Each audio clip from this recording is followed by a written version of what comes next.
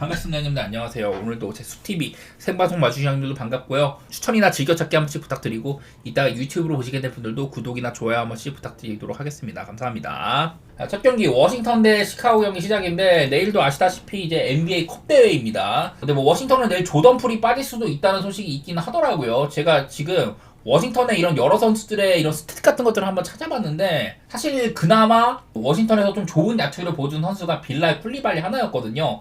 얘 혼자 야투 시즌 50% 이상 찍고 이랬었는데, 이 친구도 요즘에 야투가 좀 별로더라고. 아무래도 워싱턴은 요즘에 특히 보이는 건 이거예요. 최근에 워싱턴이 원래 그냥 닭 오바팀이었었잖아요. 페이스도 리그에서 손에 꼽히게 빠르고 서로 간에 많은 공격을 주고받는다, 뭐 이런 얘기들 많이 들었었는데, 얘네들은 본인들도 많이 던지지만은 상대도 던지게 냅두는 팀이다 이랬었는데요. 요즘에는 오바팀의 색깔이 조금 줄어들었어요. 제가 여기는 6경기를 찾아봤는데 6경기 동안 득점도 꽤나 많이 감소를 했고, 최근에 8경기 동안에는 야투 시도가 88회로 리그 18위입니다. 워싱턴 nap지가 않죠. 워싱턴은 그냥 본인들이 쳐맞더라도 본인들도 많이 우겨 넣는 그런 팀의 이런 좀 유형인데, 요즘에는 워싱턴이 그런 모습들이 많이 안 보이더라고요. 그래서 요즘에 워싱턴이 점수가 많이 안 나고 있어. 103점, 96점, 106점, 104점 뭐 이런 식으로 최근 4경기는 그렇고, 그나마 조금 뛰는 팀들인 애틀랜타, 뭐 샌안토니오 이런 애들이랑 만나고 점수가 좀 났는데, 휴스턴이나 올랜도, 뭐 멤피스 이런 수비팀들한테는 뭐 92, 94, 104 이런 식으로 점수가 참 안 나고 있습니다. 그래서 내일 상대한 시카고는 분명히 뛰는 팀이에요. 그래서 워싱턴이나 시카고 둘 다 많이 주고받고 그럴 수도 있는데, 어쨌든 간에 이것도 지금 워싱턴이 11연패에 빠지기도 하고, 요즘에는 오바팀의 색깔도 많이 안 보인다. 그런 것들은 점검을 해주셔야 될 것 같고요. 반대로 이제 시카고 같은 경우는 최근에 또 얼마 전에 뭐 애틀랜타랑 경기를 했을 때라든지, 그리고 저번에 이제 또 뉴욕이랑 경기를 했을 때 전반전에 막 106점, 109점 이렇게밖에 안 났었어. 그때 모두 다 기준점이 뭐 230점, 40점 이랬었는데, 106점 나고도 경기는 247, 후반전에 141점 넣은 겁니다. 그리고 109점 전반전에 났는데 후반전에 뭐 이렇게 한 149점씩 이렇게 박으면서 어떻게든 오바를 내주고 있어요. 이러다 보니까 그냥 시카고 경기는 오바를 보는 게 맞겠구나, 그런 생각들이 많이 듭니다. 시카고는 보시면은 득점도 최근에 7경기 동안 뭐 그냥 3승 4패 정도로 반반 쳤는데, 그 기간 동안 보시다시피 3점 같은 게 되게 잘 들어가죠. 요즘에 뭐 부세비치도 외곽에서 힘 더해주고 있기도 하고, 점수는 많이 뽑는데 그만큼 실점도 많이 한다. 오히려 점수 뽑은 것보다 실점이 더 많았었습니다. 그래서 수비적으로는 이렇게 야투를 많이 허용하는 부분들, 이런 것들이 눈에 들어오는 것 같아요. 두 팀 다 보시면은 제가 이제 이 표를 설명드릴 때마다 맨날 얘기하는 거, 중점적으로 봐야 될 것 중에 하나가, 얘네들 이런 야투의 등수 같은 것들 보면은 야투의 퀄리티라고 할 수가 있잖아요. 이렇게 뭐 야투의 퀄리티에 비해서 점수가 어땠느냐 이런 건데, 수비적으로 보면 워싱턴 비교적 야투 방어 자체는 24등 21등이었는데 실점이 많았다. 그만큼 많이 좀 허용을 했다는 거예요, 시도 자체를. 뭐 시카고도 엄밀히 말하면 야투 같은 거나 3점 같은 거나 그렇게까지 뭐 엄청 최상위권은 아닌데, 득점 자체는 2등으로 최상위권이다. 이런 것들 생각하면은 서로 간에 많이 시도하고 그냥 많이 허용하는 팀이라고 생각하시면 돼요. 근데 워싱턴이 요즘엔 조금 바뀌었다는 거, 그것만 생각해 주시면 될 것 같고, 개인적으로는 저는 이거는 시카고 사이드를 좋게 보도록 하겠습니다. 뭐 시카고 경기야 늘 오락가락하죠. 정말 도깨비 같은 놈들인데, 뭐 그래도 오바 같은 것들도 괜찮습니다. 나름대로 워싱턴 입장에서도 뛰는 팀이 시카고랑은 주고받을 만도 하고, 시카고도 갑작스럽게 야투가 막 꺾이는 게 아닌 이상은 어지간해서는 저는 얘네가 지금 리그에서 보스턴 다음으로 3점슛의 빈도가 높은 팀이거든요. 그래서 갑자기 시카고의 3점이 집을 나간다거나 그런 게 아니라면은 어지간해서는 많은 득점 오갈 것 같고, 저는 시카고 사이드로 요즘 폼 생각해가지고 좋게 보도록 하겠습니다. 다음 마이애미 대 미러키 경기가 있는데, 마이애미가 직전 경기가 거의 한 6일 쉬고선 그러고선 경기를 한 거였었다. 그날 이제 댈러스랑 연장 가가지고 승리를 했었는데, 제가 그거를 델플을 갔잖아요. 근데 좀 마이애미 입장에서도 억울한 게 많이 있었어. 게임은 전반적으로 주도를 많이 했는데 히로가 정말 안 터진 날이었었고, 마이애미도 좀 주축 선수들의 야투 부진이 아쉬웠는데요. 그래도 버틀러가 참 돋보였던 게, 요즘에 효율도 좋고요. 최근에 이제 2경기 동안 복귀해가지고 자유투를 29개를 얻어냈거든요. 직전 댈러스전에서는 한 5개나 흘리면서 버틀러답지 않았었는데, 어쨌든 그 전까지는 버틀러가 야투도 얼마 시도도 안 하고 좀 소극적이었었는데, 최근 들어서는 제대로 하고 있는 것 같습니다. 그런 게 보이고, 미러키는 제가 요즘에 말씀드린 거는 이제 좀 AJ 그린을 로테이션에서 많이 쓰면서 외곽들이 살아났다는 거, 이런 말씀을 드렸었는데, 일단은 이런 것들을 한번 보여드리도록 할게요. 지금 리그에서 가장 높은 3점슛 효율을 보여주는 선수가 누구냐, 최소한의 이런 50개 정도 3점을 던진 선수들 가운데 보니까 토린 프리스가 가장 높이 지키더라고요. 카이리 어빙도 좋게 지키고 이런다고 하는데 AJ 그린도 순위에 있습니다. 그래서 미러키는 올 시즌 3루수 성공률 탑4 중에 2명이나 지금 올려놓고 있는 상태거든요. 미러키가 지금 릴라드는 그렇게 좀 속 시원하진 않더라도 다른 이런 좀 뭐랄까 보조적인 선수들이 꽤나 쏴주고 있다 이런 것들이 보이긴 하더라고요. 그리고 뭐 요즘에 그 쿤보도 보면은 제가 어떤 자료 같은 것들을 좀 봤는데 작년에 비해서 3루슛도 시도를 많이 안 하고 미드레인지 비중을 많이 늘렸다 이런 자료가 있더라고요. 지금 쿤보는 사실 막을 수가 없는 선수기는 해. 여태까지 제가 뭐 쿤보가 마이애미랑 상대했던 자료들 이런 것들도 훑어봤었는데 대충 보니까 평균 득점이나 뭐 야투율이나 이런 것들이 되게 우수하더라고요. 최근에 한 5경기 정도 마이애미를 상대를 했을 때 평균적인 야투율이 한 55% 가까이 되고 뭐 리바운드도 많이 걷어내고 있기도 하고 아마 그리고 최근 5경기로만 잡으면은 거의 한 35점 가까이 이렇게 될 것 같습니다. 그 정도로 뭐 쿤보는 마이애미 상대로도 꾸준하게 활약을 해줬다. 여기에는 플레이오프도 포함되고 이랬을 텐데 마이애미한테 약하지 않았던 미러키다. 이렇게 생각을 해주시면 될 것 같고 요즘에 미러키가 조금 살아나고 있기는 하죠. 물론 그것도 조금 이제 홈에서 경기를 많이 했기 때문에 오늘은 또 원정이다. 아무래도 미러키는 뭐 지난 몇 년 동안 원정에 비해서 홈에서 매우 강했었던 재작년에는 원정보다 홈에서 6승을 더했고요. 작년에는 원정보다 홈에서 13승을 더했거든요. 지금도 홈에서는 7승 3패, 원정에서는 뭐 1승 6패 이런 식으로 차이가 굉장히 커. 그래서 원정 미러키가 조금 걱정이 되긴 하는데 요즘에 살아난 모양새를 보면은 저는 미러키를 봐도 괜찮을 것 같습니다. 그렇다고 마이애미가 못하고 있다거나 이런 건 아니긴 한데 버틀러도 살아나고 제가 알기로는 아마 하이스미스가 직전 경기 때 부상으로 이렇게 좀 안 좋았었는데 글쎄 내일 경기 저는 나오기 좀 어려울 수도 있다고 생각이 들거든요. 오히려 여전히 미러키는 미들턴이 계속 못 나고는 있지만은 전력상의 손실은 마이애미도 조금 있다. 다만 마이애미도 요즘에 로지어나 히로가 좋지 않지만은 벤치에서 이제 뭐 펠레 라르손이라든지 덩컨 로빈슨, 알렉 벅스 이런 애들의 외곽이 조금 불타고 있어요. 그런 점들은 또 신경을 써야겠다. 개인적으로는 요즘에 상태를 봤을 때는 저는 미러키의 프렘 보고 싶은데 그것도 괜찮고 그냥 뭐 오바 같은 것도 보셔도 좋을 것 같습니다. 미러키나 마이애미나 최근 경기들 보면은 점수가 그렇게 적게 나고 있지는 않는 것 같긴 하더라고요. 다음 미네소타 대 휴스턴 경기가 있는데 이것도 자료 하나 보고 시작하도록 하겠습니다. 지난 몇 년 동안 이 미네소타는 휴스턴 상대로 저승사자였습니다. 그냥 말 그대로. 최근에 이제 한 11경기 정도 구간 동안 휴스턴이 딱 한 번 이겼었고요. 그 외에는 미네소타가 10승, 상대 전적이 10대 1입니다. 여기도 미네소타가 크게 우세했다. 이런 것들이 보이기는 해요. 지금 요즘 시점에서는 휴스턴이 워낙에 잘 나가고 있습니다. 올 시즌에 휴스턴이 12승 6패, 미네소타가 8승 8패로 참 이게 좀 상황이 많이 반전이 됐어요. 작년에도 휴스턴이 슬슬 날갯짓을 하나 싶었는데 갑자기 또 주저앉아가지고 플레이오프도 오가고 그랬었고 미네소타는 뭐 서부에서 1, 2등 다떴었으니까 그런 위치에 있었는데 올 시즌에는 상황이 좀 다릅니다. 저는 늘 얘기하는 거 휴스턴 얘네들이 상대보다 기본적으로 많은 공격 리바운드 바탕으로 더 많은 시도를 하고 벤치도 세고 수비가 강력하다 이런 것들 바탕으로 승리를 많이 챙겨가고 있다 이런 얘기들을 많이 했는데 자료에도 보시는 것처럼 최근에 휴스턴은 물론 2패가 있긴 하지만은 수비적으로는 그냥 뭐 리그 최고 수준의 팀이에요. 작년에는 미네소타가 이랬었는데 올 시즌에는 휴스턴이 수비적으로는 더 단단한 팀이다. 이런 것들이 많이 보이고요. 공격은 그냥 그저 그래. 대신에 휴스턴은 안 좋은 야투 효율에도 많이 던지기 때문에 이렇게 야투가 24등, 3점 21등인데도 득점 뽑는 거는 7등 정도로 잘해주고 있다. 네, 이런 얘기를 드리고 싶고요. 미네소타는 공수에 아무래도 보이는 게 없습니다. 최근 이 기간 동안 뭐 2승 5패였었고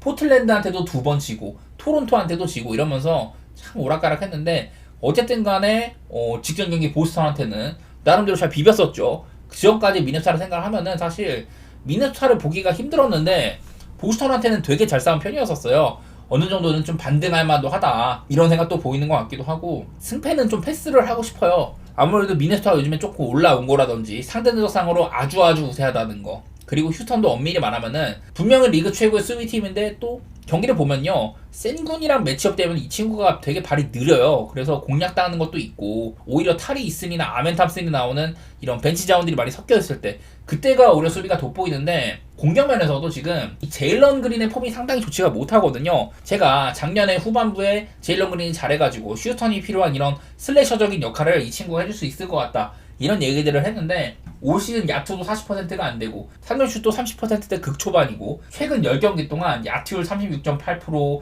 3루슛 23% 이 지경이어가지고 지금 제일런 그린이 휴스턴에서 1옵션다운 모습을 못 보여주고 있거든요. 이런 것들도 휴스턴이 요즘에는 조금 더 고민을 해봐야 된다. 네, 이런 생각들이 들어가지고 조금 좀 망설여지는 것 같습니다. 이거는요. 피하고 싶네요. 승패는요. 저는 그냥 언더 정도만 생각해 보도록 하겠습니다.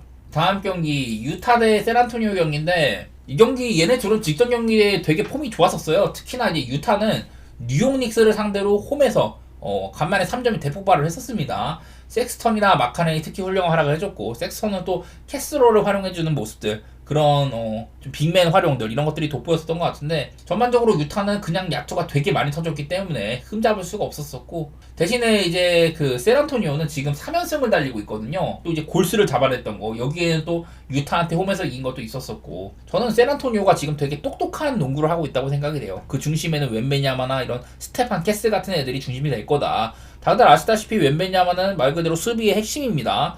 그 키에다가 블락샷 엄청 나고 괴물 같은 모습을 보여주고 있는데 이 스테판 캐슬이 사실 야투적인 면에서는 공격에는 본인의 마무리 능력이나 외곽 같은 것들은 그렇게까지 도움은 안 되는데 팀을 좀 살려줄 수 있는 선수인 것 같아요. 얘도 제가 퍼실리테이터라는 표현을 많이 썼었는데 그런 유형의 선수입니다. 얼마 전에는 또 반즈 같은 애들도 그런 비슷한 활약을 해주기도 하고 수비적으로도 샴페니 같은 애들이 도움이 꽤 되죠. 이러다 보니까 샌안토니오가 공수 밸런스가 꽤 좋습니다. 이거는 샌안토니오 입장에서는 거슬리는 거는 유타 원정이라는 거 그거 하나뿐인데 그거 빼고는 저는 요즘에 경기력들은 샌안토니오가 상당히 좋다 이런 생각들이 들거든요. 오클이나 골스를 잡은 거는 괜히 해낸 게 아니다. 물론 그 전부 다 홈이긴 했지만은 올 시즌의 샌안토니오는 홈에서 8승 3패 원정 1승 5패여서 아까 말했었던 뭐 이렇게랑 비슷하게 최근에 폼은 좋지만은 대부분이 홈게임이었었던 거 이런 게 거슬리긴 하는데요. 그래도 지난번에 유타가 너무 잘 쳤었던 경기였었고 저는 지금 경기력의 이런 바닥 자체가 샌안토니오가 더 높다고 생각이 됩니다. 기본빵이 좀 더 세다고 생각이 되고 저는 샌안토니오 쪽으로 볼 것 같아요. 아무래도 지금 유타 생각하면은 유타가 터질 구석이 많다 이런 얘기들 많이 들었었는데 샌안토니오도 상대가 달리면 충분히 맞불어 놓을 수 있는 팀이고 샌안토니오 사이드에다가 오바 이렇게 보도록 하겠습니다.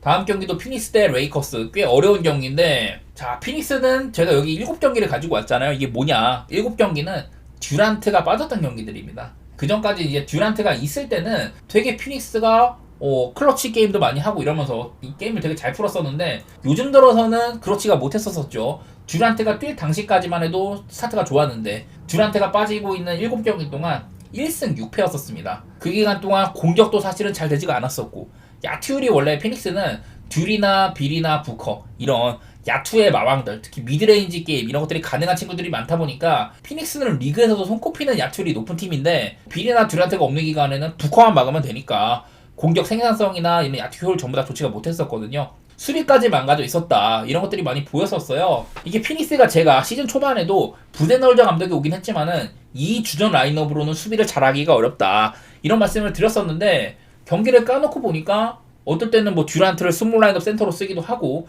라이언 던이나 오콕이라든지 뭐 오닐 이런 데 쓰면서 피닉스의 수비가 꽤 괜찮았었거든요. 그래서 내일은 피닉스가 여러 가지 것들이 달라질 수 있는 경기다. 그래서 예측이 정말 어려워요. 그 전에 생각을 하면은 듀란트나 빌이 다 뛸 때 보면은 공격도 여러 가지로 선택지도 많이 있고 수비적으로도 그렇게 나쁘진 않았다. 그런 것들이 생각은 나긴 나는 것 같습니다. 아마 여기에 있는 지표랑은 꽤나 달라질 것 같기는 해요. 그리고 레이커스는 최근에 홈에서 올랜도나 덴버한테 모두 졌습니다. 특히 그 전까지는 홈에서 전승이었었다가 또 전체적인 페이스 상으로도 6연승을 달리고 있었는데 그런 것들이 전부 찢어졌었어요. 최근에는 레이커스가 상당히 아쉬웠었다 이런 것들이 보이는데 최근 5경기를 가지고 온 건 이 기간 동안 좀 점수 뽑는 것들이 약간 아쉬워가지고 가지고 왔는데 보니까 뭐 야투 같은 것들은 괜찮아요. 그리고 3점 같은 것들도 르브론도 올 시즌에 잘 던지고 크넥트 같이 확실한 3점 자원들 이런 것들이 생겼다. 그래가지고 전부 다 괜찮은데 생각보다 점수를 많이 못 뽑고 있더라고요. 그리고 수비적으로도 좋지가 못했던 부분들 실점이 꽤 많은 편이고 야투 허용도 되게 많이 했습니다. 앤서니 데이비스를 데리고 있는데 수비가 이렇게 안 풀렸다는 거는 레이커스는 지금 구조적으로 문제가 많이 있다고 생각이 돼요.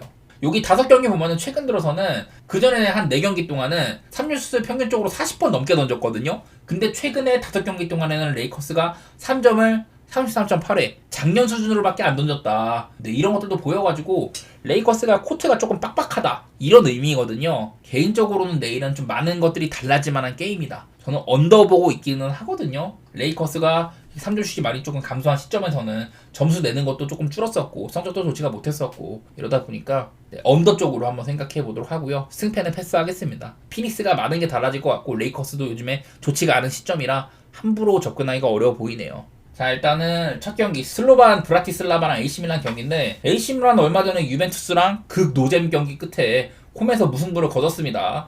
따지고 보면은 뭐 밀란은 유벤투스한테 6점이나 뒤지고 있었고 두 팀 다 A매치 주간이랑 챔피언스리그 사이 되게 체력적 부담이 심한 가운데 펼쳐진 경기였었거든요.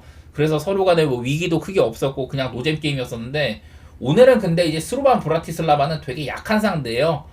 얘네들은 원래 유로파 컨퍼런스 리그에서조차 첫 맞는 포지션이었었고 챔피언스 리그에는 택도 없는 클럽입니다. 얘네들은 뭐 이제 이번에 챔스에서는 이렇게 뭐 셀틱한테도 맨시티한테도 뭐 디나모 자그레브한테도 이렇게 다 대량 실점하면서 패배하고 했어가지고 얘네들이 홈이라고 해가지고 큰 위협이 될 상대는 아닐 것 같아 밀란 입장에서는. 물론 얘네들도 이 슬로바키아 리그 6시즌 연속 우승이라든지 뭐 전통 강호고 그런 것들은 맞는데 챔피언스 리그에서 맨날 예선 탈락만 하다가 이제 마지막으로 그 챔피언스 리그에 있던 게 유러피언컵 시대 1975, 76 시즌 엄청 오래됐어요. 그 이후로 처음으로 본선에 올라온 셈이고 보시다시피 사전 전패입니다. 이런 팀이어서 뭐 밀란이 크게 걱정은 안 되는데 오늘도 뭐 레앙이 벤치 스타트를 한다고 하더라고요. 이렇게 예상 라인업 같은 거 보니까 레앙 대신에 오카포를 쓰고 반대편에도 슈쿠에제 쓰고 뭐 이렇게 한다고 하는데 멤버상으로는 조금 아쉽기는 한데 요즘에 뭐 퓰리시치 같은 애들 폼이 한창 이제 스탯 찍어낼 때에 비해서는 안 좋아졌다고 한들 요즘에 또 티자니, 린데레스 같은 애들이 되게 잘해주고 있긴 하거든요. 그런 부분들 살려가지고 저는 이거는 아무래도 밀란 쪽으로 보는 게 큰 무리는 없을 것 같습니다. 멤버가 아쉽긴 한데 밀란이 언제 첫 득점을 뽑아내느냐 그게 제일 중요할 것 같은 경기인 것 같습니다. 다음으로는 스파르타 프라하 대 ATM인데 여기는 조금 얘기가 다른 것 같기는 해요. 그래도 스파르타 프라하는 앞서 말했던 뭐 브라티슬라바급 팀은 아닙니다. 얘네는 종종 뭐 챔스에 오던 팀이기도 하고 이제 뭐 이번에는 챔스에서 슈투트가르트라든지 뭐 잘츠부르크라 같은 얘네들이랑 잘 싸웠습니다. 제가 경기를 봤을 때는 챔피언스리그에서도 되게 굽히지 않는 공격적인 세팅, 특히 이런 점들이 잘츠부르크한테는 잘 먹혔고 슈투트가르트한테도 비기긴 했지만 원정에서 이날 저는 스파르타 프라가 되게 불안해 보였거든요. 분명히 좀 가드를 올려야 되는데 그렇지 않았던 모습들. 전방이 괜히 뭐 전방 압박 한답시고 애들을 많이 배치를 했는데 전방 압박도 막 위협적이진 않았어요. 오히려 많이 올리다가 본인들이 위기를 많이 맞이하고 겨우겨우 비기긴 했지만은 전 스파르타 프라의 게임 플랜이 별로 좋지는 않아 보였었습니다. 바로 이런 세팅 때문에 맨시티한테 5대0 당하기도 하고 브레스트한테도 홈에서 졌죠. 이러면서 초반에 선전 이후에 약간은 이제 제자리로 들어가고 있는 모습 이런 것들이 프라한테는 보이는데요. 근데 뭐 꼬마도 사실 얘네들도 좀 어설펐지만은 회복세에 있긴 합니다. 최근에 보시다시피 이렇게 5연승 중이기도 해요. 모든 대회에서. 근데 뭐 챔피언스 리그에서는 되게 안 좋았었어요. 벤피카랑 릴한테 이렇게 두드려 맞고 홈에서 릴한테 당한 거 꼬마가 별로인 것 같은데 그래도 뭐 PSG 원정승이나 리그에서 아까 봤다시피 이렇게 똥줄승 같은 것들로 5연승 달리고 있기는 해요. 사실 뭐 자주 있는 일은 아니지만은 이 꼬마는 챔피언스 리그 원정에서는 뭐 셀틱이나 뭐 브리헤 이런 팀들도 못 꺾는 팀이긴 하거든요. 옛날 것 좀 보면은 꼬마가 뭐 원정에서는 셀틱이랑도 비기고 뭐 브리한테도 지고 이랬었어요. 이런 것들이 좀 걱정되긴 하는데 요즘에는 꼬마가 뭐 부상자들도 많이 돌아오기도 하고 요즘에 수비진도 비첼이나 랑글레, 탄코 이런 뭐 베테랑들의 비중을 늘리면서 전력이 나름대로 좀 안정화는 되고 있긴 합니다. 분명히 이거는 레벨 차이가 있긴 하지만은 꼬마의 무난한 승리 쪽으로는 저는 안 보도록 할게요. 그냥 이거는 꼬마가 잡힐 가능성이 아주 없는 건 아니다. 이 정도로 접근하시는 게 저는 편하다고 생각이 됩니다. 다음으로 이제 바르셀로나 대 브레스투 경기 한번 해볼 텐데 자 이번에 챔피언스리그가 확대가 되면서 흔히 이제 챔피언스리그에서 많이 못 보던 네임밸류가 떨어지는 애들 가운데서는 가장 좋은 모습을 보여주고 있는 게 또 브레스투이기도 합니다. 얘네들이 이제 작년에는 리그양에서 최소 실점 3위 34경기 동안 34실점으로 좀 수비빨이 많이 있었거든요. 그러고선 리그양 3위 찍고 챔피언스리그에 나왔는데 올 시즌에는 현 시점에서 12경기 동안 22실점으로 수비력도 그냥 전향이에요. 그리고 원래 에이스였던 로맨 파브르의 영향력도 조금 떨어지고 리그에서 지금 그냥 12위 정도로 별 볼 일이 없거든요. 이 브레스트가 보니까 요상하게 처음으로 진출한 이 챔피언스 리그에서는 생각보다 괜찮습니다. 3승 1무 정도로. 물론 뭐 상대가 슈투른그라츠, 잘츠, 스파르타 프라 그나마 좀 쉬운 애들 만나오긴 했는데 어쨌든 성적 자체는 잘 뽑아냈었고요. 그래도 여지껏 상대했던 팀들보다 바르셀로나는 아예 이제 좀 차원이 다른 팀이기 때문에 빡셀만한 거는 같고요. 바르셀로나도 요즘에 보면은 A매치 가기 전에 소시지한테 이 경기가 패배를 한 경기가 10년 만에 유효 슈팅 0개로 마감한 경기였었다. 그런 얘기도 했었고 직전 셀타비고전은 뭐 물론 카사도의 퇴장이 있었지만은 늘 이제 셀타비고 원정은 어려워했었다. 제가 그런 말씀도 드렸었죠. 물론 지금 바르셀로나는 전 경기에서도 레반도프스키나 하피냐가 득점도 하면서 공격진의 컨디션은 좋아 보여가지고 크게 이변 없을 것 같은데, 나는 브레스트가 챔스에서 조금 괜찮게 해준 모습들이 보여가지고 마냥 편하진 않은 것 같기는 해. 그래도 바르셀로나가 홈이기도 하고요. 풀리면은 충분히 큰 점차로 이길 수 있는 만한 경기이긴 한데, 저는 이거는 개인적으로 뭐 가더라도 좀 고배당 노리는 선택, 2회무나 3회무 막 이런 쪽으로 보고 싶어요. 이거는 나는 개인적으로 바르셀로나의 막 마힌 같은 것들을 아주 편하게 주력감 이렇게 보지는 않고 있긴 해. 다음으로 레버쿠젠 대 잘츠부르크인데, 확실히 레버쿠젠이 작년 같지는 않죠. 레버쿠젠이 좀 플레이 스타일 같은 것도 보면은 좌측에다가 비르츠나 그리말도 뭐 자카, 그리고 올 시즌에 이제 알레이스 가르시아 같이 볼을 잘 만지고 돌릴 줄 아는 애들을 쓰다가, 반대편에는 이제 좀 침투가 좋은 친구들, 프림퐁이나 뭐 팔라시오스 이런 애들 배치시켜가지고 되게 꿀을 많이 빨았습니다. 근데 이거는 뭐 지구 반대편에 있는 저 같은 놈들도 알고 있는 거고, 이런 것들이 읽힌 건지 올 시즌에는 레버쿠젠이 영 별로기는 해요.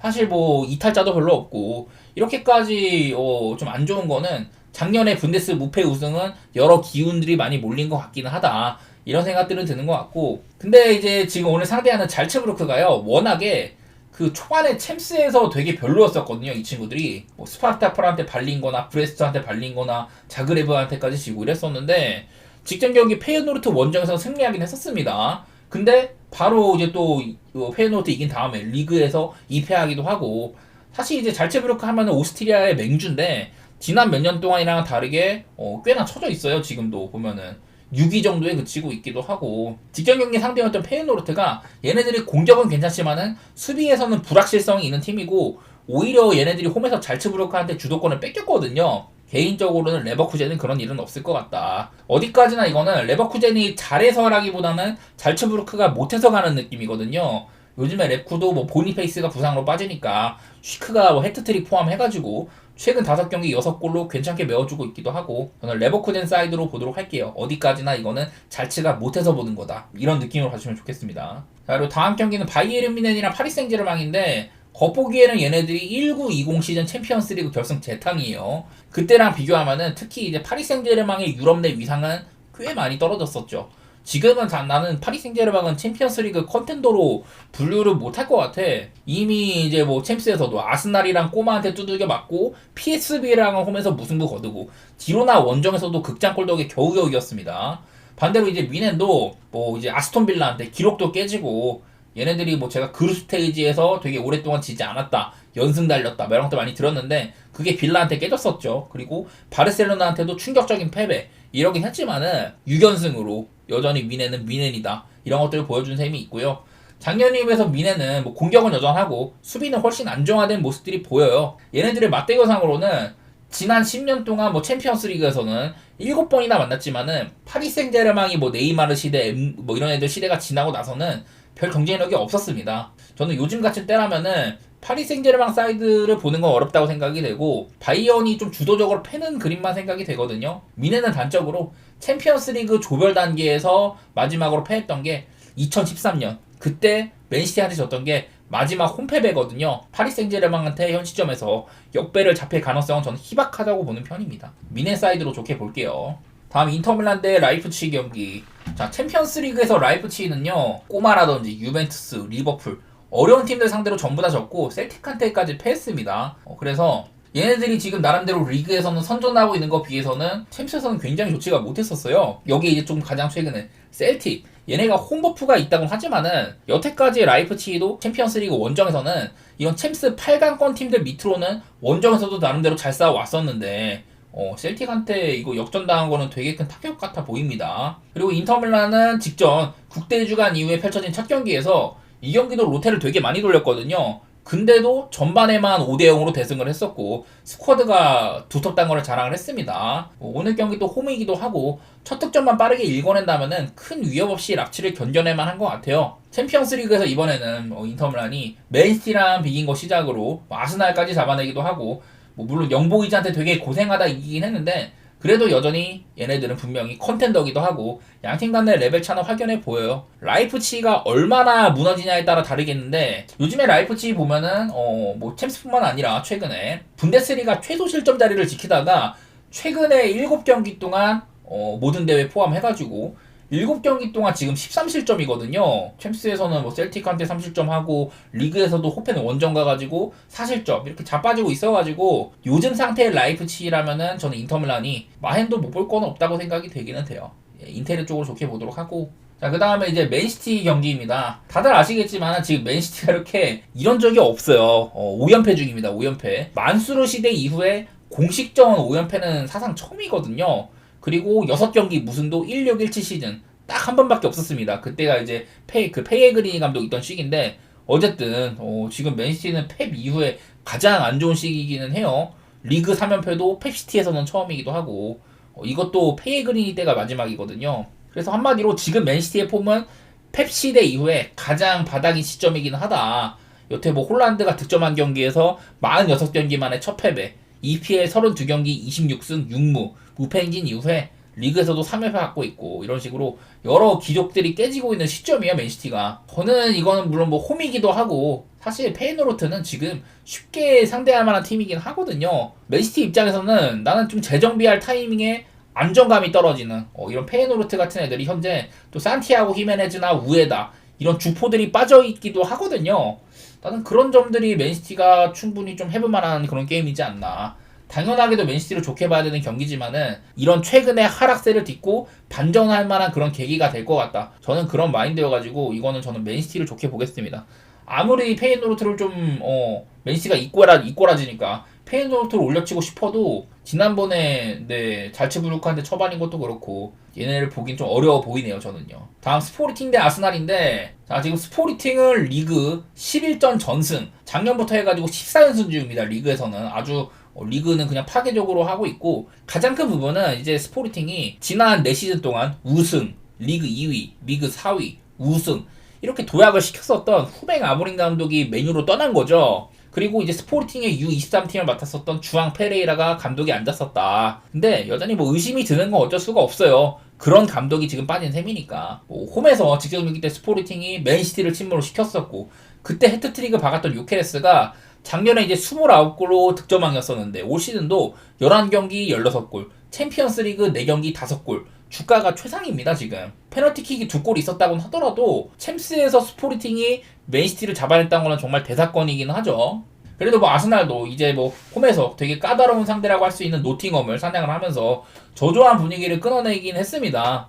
이건 어디까지나 스포르팅이 루벤 아모린 감독이 떠나고 첫 경기여가지고 좀 가늠하기가 어려워서 조심스럽지만은, 근데 또 보니까 프렘베당도 좀 별로거든요. 개인적인 생각으로는 그냥 저는 이건 스포르팅이 아스날 상대로 무득점할 것 같지는 않다. 그래가지고 오바 생각도 나는데 스포르팅 프렌이나 오바 그 정도로만 보는 게 저는 적합할 것 같아요. 배당이 맛이 없어가지고. 자, 다음 이제 영보이즈 대 아탈란타인데, 자, 아탈란타는 이제 A매치로 인한 피로도라든지 주중에 있을 챔피언스 리그를 위해 가지고 직전 리그에서는 로테이션을 꽤 많이 돌렸습니다. 그런데도 대신 나왔던 선수들이 대부분 좋은 폼을 보여줬었어요. 그때 마헨에 성공하기도 하고. 여전히 근데 아쉬운 거는 아탈란타는 이제 중원에 에데르속이나 데룬 이런 애들이 혹사되고 있는 거는 아쉽기는 해요. 그래도 저는 맨날 아탈란타 얘기를 할 때마다 본인들의 경기력으로 오픈 플레이에서 유의미한 장면들을 계속 찍어낼 수 있는 거, 그런 것들 때문에 좋은 팀이라고 보고 있거든요. 그리고 최전방의 레테기 칭찬도 해보면은 지금 현재 5대 리그에서 홈이나 원정 가리지 않고 각 5골씩 넣은 유일한 선수라고 하더라고요. 지금 홈에서 6골, 원정 6골 이렇게 받고 있습니다. 그리고 영보이즈는 제가 맨날 얘기하는 게 있는데, 지난 몇 년 동안 영보이즈에서 175경기 109골을 박았던 장피에르 은사메를 내보낸 뒤로 공격 쪽의 빵꾸가 안 메워지고 있다. 최근 영보이즈가 스위스 리그를 7번 중에 6번 우승을 했거든요. 근데 지금 벌써 이제 개막한 지 3달이나 지났는데 15경기나 진행이 됐는데 지금 영보이즈가 9위에 머물러 있어요. 분명히 문제가 있는 거다. 이런 얘기를 들었었던 것 같고, 저번에 이제 인터밀란이 영보이즈 원정에서 되게 고생하다가 극장골로 골을 터뜨린 적이 있었는데, 아탈란타가 이거를 골로 방점을 찍지 못하면은 어떻게 될지 모르지만은 분명히 저는 아탈란타가 계속해서 주도할 거라고 보고, 아탈란타 사이드를 베이스로 뭐 햄무드 마헨 이런 고배당 찍는 것도 괜찮을 것 같아요. 이거는 아탈란타 일반승이 맛이 없어가지고 무승부는 그냥 배제를 하고 뭐 햄무드 마헨이든 그런 쪽으로 저는 노려보는 게 좋다고 생각이 됩니다.